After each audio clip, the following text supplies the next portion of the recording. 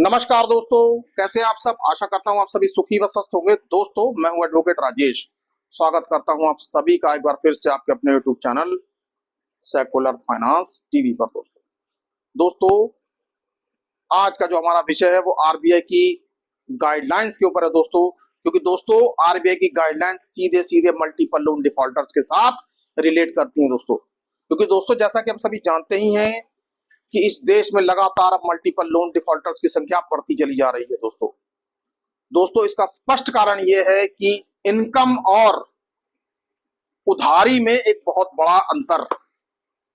दोस्तों, देश में कई सारे फैक्टर्स हैं जिनकी चर्चा की जानी चाहिए दोस्तों। खैर, ये चर्चा एक राजनीतिक चर्चा हो सकती है दोस्तों, लेकिन हम अपने विषय पर ही केंद्रित रहेंगे दोस्तों। अब होता क्या है, जैसा कि आजकल आप सभी जानते ही हैं कि डिजिटल लैंडिंग का जमाना। डिजिटल लैंडिंग के जमाने में लोग लोन फटाफट ले रहे हैं। कैसे? आधार कार्ड और पैन कार्ड के बेसिस पे चुटकियों में लोन अप्रूव हो जाता है। और जितनी जल्दी लोन आपका अप्रूव हो जाता है दोस्तों, उतनी जल्दी लोन कंपनियों का रीपेमेंट प्रोसेस भी शुरू हो जाता है। और दोस्तों, रीपेमेंट प्रोसेस के दौरान कुछ लोग कई बार आगे चलते चलते विषम परिस्थितियों का शिकार हो जाते हैं। और वही लोग पहले एक लोन, फिर दो लोन, फिर कई सारे लोन्स के शिकार हो जाते हैं दोस्तों। कई सारी प्रॉब्लम्स हो सकती हैं। मेडिकल की प्रॉब्लम हो सकती है, बिजनेस की प्रॉब्लम हो सकती है, जॉब की प्रॉब्लम हो सकती है। कई प्रॉब्लम्स, क्योंकि ज्यादातर ऐसी प्रॉब्लम का शिकार मिडिल क्लास वर्ग ही होता है दोस्तों। अब दोस्तों, होता क्या है, ऊपर से फिर लोन कंपनियों का रिकवरी प्रोसेस शुरू हो जाता है। पहले वही फोन कॉल्स करेंगे रिकवरी एजेंट और लीगल नोटिस।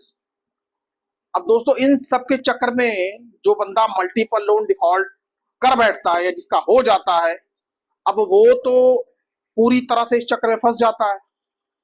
अब उसके लिए आगे कुआं पीछे खाई वाला सीन होता है पूरी तरीके से। वो ये नहीं समझ पाता कि आखिरकार करें तो क्या करें। दोस्तों, ऐसे लोगों के लिए एक ही चीज बड़ी फिट रहती है कि ये लोग बहुत ही ज्यादा मानसिक तौर पर परेशान हो जाते हैं दोस्तों। ये कहना गलत नहीं होगा दोस्तों। दोस्तों, गलत इसलिए भी नहीं है क्योंकि जो आदमी सारा दिन फोन कॉल्स का सामना करेगा, कभी रिकवरी एजेंट्स का सामना करेगा, और जो आदमी लीगल नोटिस का सामना करेगा, आप उसकी मानसिक हालत का अंदाजा तो लगा ही सकते हैं दोस्तों। तो दोस्तों, अब वो आदमी पूरी तरीके से मानसिक रूप से प्रताड़ित है, ये कहना गलत नहीं होगा दोस्तों। खैर, लेकिन अब मानसिक प्रताड़ना तो होती ही है दोस्तों, अब ये तो बात मानने वाली है। लेकिन अब यदि आप मानसिक प्रताड़ना के चक्कर में अपनी आगे वाली लाइफ को जीना ही छोड़ दें, तो ये भी तो सही नहीं है ना दोस्तों। दोस्तों, कई बार ये भी देखा गया है कि जिस तरीके से लोन कंपनियां और उनके एग्जेक्टिव्स लोन डिफॉल्टर्स को प्रताड़ना देते हैं, मानसिक प्रताड़ना, कई बार तो ऐसा देखा गया है कि देश में ऐसी कई घटनाएं हुई हैं कि लोगों ने सुसाइड तक कर लिया दोस्तों। दोस्तों, देखा जाए तो ये बहुत ही शर्म की बात है कि इंसानियत नाम की कोई चीज ही नहीं बची दोस्तों। लेकिन आत्महत्या करना भी किसी समस्या का समाधान नहीं दोस्तों। जरूरत होती है कि इन कंपनीज के इस तरीके के प्रेशर को कैसे झेलकर ओवरकम किया जाए, इनको कैसे इनकी भाषा में जवाब दिया जाए। दोस्तों, क्या सबसे बड़ा सवाल यह पैदा होता है कि क्या लोन कंपनियों के लिए रिजर्व बैंक ऑफ इंडिया और माननीय सुप्रीम कोर्ट ने कुछ दिशा निर्देश तय किए हैं दोस्तों? जी हां दोस्तों, अब लोन धारकों को या लोन डिफॉल्टर्स को डरने की या घबराने की जरूरत नहीं है दोस्तों। क्योंकि दोस्तों, आरबीआई की कुछ ऐसी गाइडलाइंस हैं, यदि वो आपको पता है तो आप लोन कंपनियों का डटकर मुकाबला कर सकते हैं दोस्तों। अब दोस्तों, कैसे, सबसे पहले बात कर लेते हैं कि पहली बात कि लोन कंपनियों को आरबीआई की तरफ से और माननीय सुप्रीम कोर्ट से दिशा निर्देश ये है कि लोन धारकों से या लोन डिफॉल्टर्स के साथ सौहार्दपूर्ण रवैया अख्तियार किया जाएगा। उनसे सौहार्दपूर्ण तरीके से बात की जाएगी। उनसे किसी भी तरीके की अभद्रता, गाली गलौज, मारपीट या हिंसा नहीं की जाएगी दोस्तों। लेकिन क्या दोस्तों आप अपने दिल पर हाथ रख के कहिए, क्या लोन रिकवरी एजेंट्स ऐसा करते हैं? नहीं करते। ऐसा इसलिए नहीं करते क्योंकि आप उनको ऐसा करने देते हैं। आप अपने अधिकार नहीं बताते, आप उनको ये नहीं बताते कि भैया आप आरबीआई की गाइडलाइंस का खुला खुला उल्लंघन कर रहे हैं। दोस्तों, मेरे ऐसे वीडियोस डालने का मतलब यही रहता है कि आप लोगों को जगाया जाए, आप लोगों को झिझोड़ा जाए, ताकि आप लोगों को अपने अधिकार पता लग सकें। दोस्तों, जब साफ साफ ये चीज लिखी गई है कि लोन कंपनियों के एग्जेक्टिव्स आपके साथ अभद्रता नहीं कर सकते, आपके साथ गलत व्यवहार नहीं कर सकते, सौहार्दपूर्ण रवैये से आपसे लोन वसूला जाएगा, तो दोस्तों लोन कंपनियों को ऐसा ही करना चाहिए। अगर ऐसा नहीं करती हैं तो आपको ये बात पता होनी चाहिए और आप लोन रिकवरी एजेंट्स को बात याद दिला सकते हैं। आप कह सकते हैं कि भाई आरबीआई के दिशा निर्देशों का आप उल्लंघन कर रहे हैं दोस्तों। और दोस्तों, दूसरी बात यह है कि लोन रिकवरी एजेंट्स आपके घर या ऑफिस पर सुबह 10 बजे से पहले और शाम के 7 बजे के बाद नहीं आ सकते। दोस्तों, यदि इस दौरान 10 और 7 के बीच में उन्होंने आपके पास आना है तो सबसे पहले उनको आपसे परमिशन लेनी होगी दोस्तों। और दोस्तों, लोन रिकवरी एजेंट यदि आपके पास आता है तो उसके पास 3 चीजें होना बहुत जरूरी है। Valid identity card. और दोस्तों, एक बात का ध्यान रख लीजिए, आइडेंटिटी कार्ड ऐसा नहीं है कि किसी एबीसी रिकवरी कंपनी का हो। आइडेंटिटी कार्ड जिस बैंक की तरफ से आया उसी बैंक का हो। यह बात आप अच्छी तरीके से नोट कर लीजिए। नंबर 2, यदि आपके घर पे वो आना चाहता है तो उसके पास परमिशन लेटर होना चाहिए। दोस्तों, आप चाहें उससे घर में मिलिए, चाहे घर से बाहर मिलिए या ऑफिस में मिलिए, ये आप तय करेंगे कि आपने उसको कहां मिलना है। लोन रिकवरी एजेंट को आपको वहीं पे मिलना पड़ेगा, आपके दिए हुए स्थान और समय पर। लोन रिकवरी एजेंट अपनी मनमानी नहीं कर सकता। लेकिन दोस्तों, बस बात वही है कि ज्यादातर लोग लोन रिकवरी एजेंट को देखकर या उसका नाम सुनकर ही घबरा जाते हैं, अपने अधिकारों का प्रयोग नहीं करते। वो ये सोचते हैं कि पता नहीं लोन रिकवरी एजेंट आखिरकार हमारे साथ क्या करेगा। अरे भाई, क्या आप कोई फुटबॉल हैं जो लोन रिकवरी एजेंट्स आपको किक मार के इधर कर देगा या उधर कर देगा? आप एक अच्छे खासे इंसान हैं, आपका एक चलता हुआ दिमाग है, आप उस दिमाग का इस्तेमाल कीजिए और इसका इस्तेमाल करिए।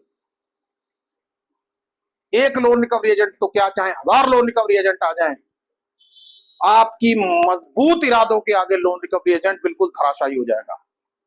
दोस्तों, मुकाबला कीजिए, लेकिन कानून के दायरे में रहकर।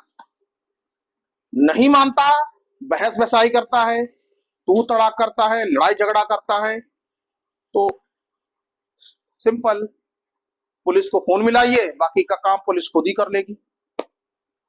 कोई गलत भाषा ना बोलिए, कोई तू तड़ाक मत करिए। हाँ, यदि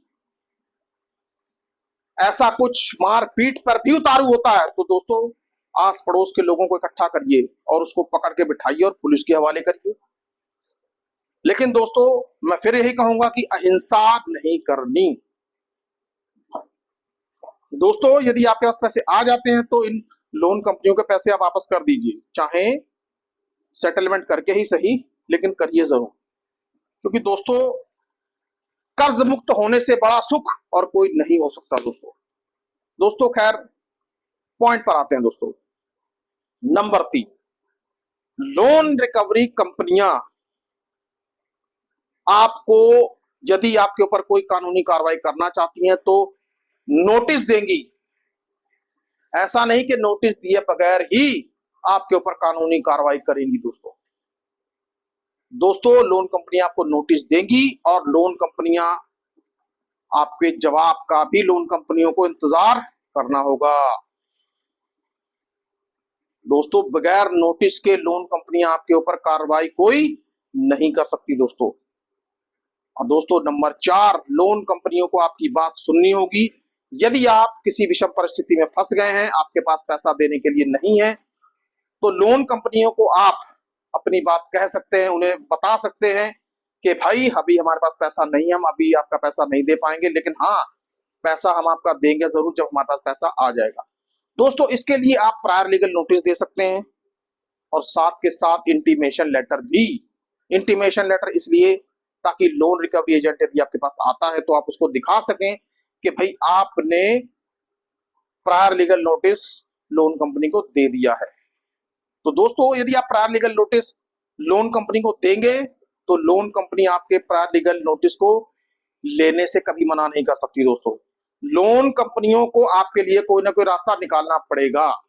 दोस्तों यदि लोन कंपनी आपको किसी प्रकार की राहत नहीं देती है दोस्तों, तो भी डरने की कोई बात नहीं, क्योंकि आपने आरबीआई के दिशा निर्देशों के तहत कंपनी को अपनी व्यथा बताई है, प्रायर लीगल नोटिस दिया है, अपना हाल कंपनियों को बताया है। अब गलती आपकी नहीं, गलती कंपनी की है दोस्तों।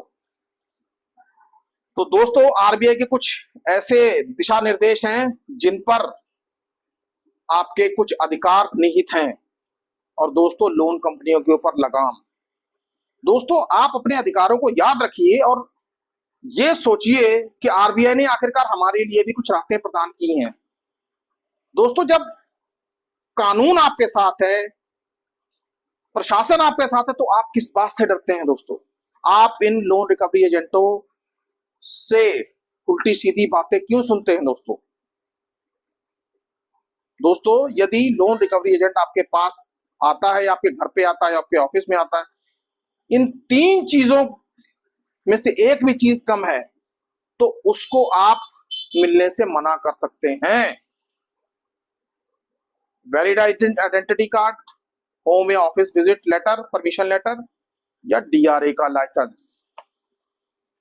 दोस्तों आप किसी प्रकार का कोई कानून का उल्लंघन यहां पे नहीं कर रहे हैं। दोस्तों आप अपने अधिकारों का खुलकर प्रयोग कीजिए। दोस्तों लोन कंपनियां या लोन रिकवरी एजेंट्स कोई भी आपका कुछ नहीं बिगाड़ सकता दोस्तों। बस यदि जब पैसा आ जाए तो सेटलमेंट करके ही सही इनका पैसा वापस कर दीजिए दोस्तों। दोस्तों आई होप आपको आज का ये वीडियो पसंद आया होगा। दोस्तों यदि पसंद आ गया है तो ज्यादा से ज्यादा लाइक कीजिए और ज्यादा से ज्यादा कमेंट कीजिए दोस्तों, और चैनल को करिए सब्सक्राइब